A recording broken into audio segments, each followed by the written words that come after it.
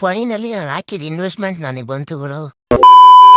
ಹೇ ಗುರು ನಮಸ್ಕಾರ. ಇವತ್ತು ಮಾರ್ನಿಂಗ್ ಜಿಮ್ಗೆ ಹೋಗಿ ವರ್ಕೌಟ್ ಎಲ್ಲ ಮುಗಿಸಿ ಮನೆಗೆ ಬಂದಿದ್ದೆ. ನಮ್ಮ ಅಮ್ಮ ಮತ್ತೆ ಸರ್ ಮಾಡಿತ್ತು, ಸರಿಯಾಗಿ ಬ್ಯಾಟಿಂಗ್ ಮಾಡಿದೆ. ಅಲ್ಲಿಂದ ಡ್ಯೂಟಿಗೆ ಹೋಗಿ ಬಂದು ಮಾರ್ಕೆಟ್ ಏನು ಆಯ್ತು ಅಂತ ನೋಡ್ತಾ ಇದ್ದೆ. ನಾನು ಹಾಕಿದ ಇನ್ವೆಸ್ಟ್ಮೆಂಟ್ ಒನ್ ಸ್ಟಾಪ್ದು ಇನ್ವೆಸ್ಟ್ಮೆಂಟ್ ಪೂರ್ತಿ ಬಂದಿತ್ತು ಗುರು. ಫುಲ್ ಖುಷಿ ಆಗ್ಬಿಟ್ಟಿತ್ತು. ನಾನು ಹಾಕಿದ್ದು ಇದು ವೋಡಾಫೋನ್ ಐಡಿಯಾ, ಇದು ಮಿಸ್ಸಾಗಿ ಹಾಕ್ಕೊಟ್ಟಿದ್ದೆ ಯಾರೋ ಹೇಳಿದ್ರು ಅಂದ್ಬಿಟ್ಟು ತೊಗೊಂಡಿದ್ದು 12.24 ಪೈಸೆಗೆ. ನನಗೆ 12.46 ಪೈಸೆ ಪ್ರಾಫಿಟ್ ಕೊಟ್ಟಿತ್ತು. ಒಂದು 1,500 ಪ್ರಾಫಿಟ್ ಕೊಟ್ಟಿತ್ತು ಅಷ್ಟೇ. ಇದನ್ನೇ 3 ತಿಂಗಳಿಂದ 4 ತಿಂಗಳಿಂದ ಹಾಕಿದ್ದೆ ಗುರು. 4 ತಿಂಗಳಿಂದ ಬರೀ ಮೈನಸ್. ಬರೀ 20 ಪೈಸೆ ಪ್ರಾಫಿಟ್ ಕೊಡೋಕ್ಕೆ 4 ತಿಂಗಳಿಂದ ವೆಯ್ಟ್ ಮಾಡ್ತಾ ಇದ್ದೀನಿ. ನನ್ನ ನಸೀಬ್ ನೋಡಿ, ನಾನು ಸೆಲ್ ಮಾಡಾದ್ಮೇಲೆ ಮತ್ತೆ ಸ್ಟಾಕ್ ಮೇಲೆ ಹೋಗೈತೆ. ನಾನು 12.46ಕ್ಕೆ ತೊಗೊಂಡಿದ್ದೀನಿ, ಮತ್ತೆ 12.83ವರೆಗೂ ಓಡೈತೆ.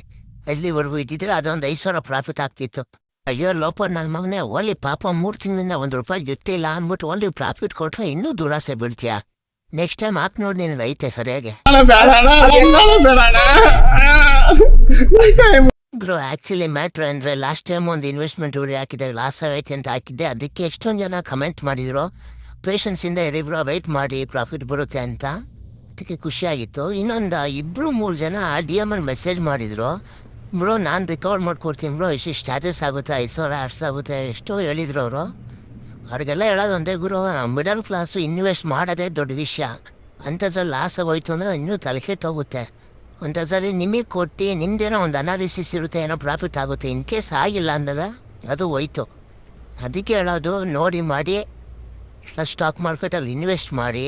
ಸುಮ್ಮನೆ ಯಾರ್ಯಾರಿಗೋ ಕೊಟ್ಟು ಲಾಸ್ ಮಾಡ್ಕೊಂಡು ಈ ಥರ ಮಾಡೋಕ್ಕೋಗ್ಬೇಡಿ. ಕ್ವಾಲಿಟಿ ಸ್ಟಾಕ್ಸ್ಗೆ ಇನ್ವೆಸ್ಟ್ಮೆಂಟ್ ಮಾಡಿ. ಯಾಕಂತಂದರೆ ಹಣ ಯಾರಿಗೂ ಸುಮ್ಮನೆ ಬರೋದಿಲ್ಲ. ನೋಡಿ ಸ್ವಾಮಿ, ನಾನು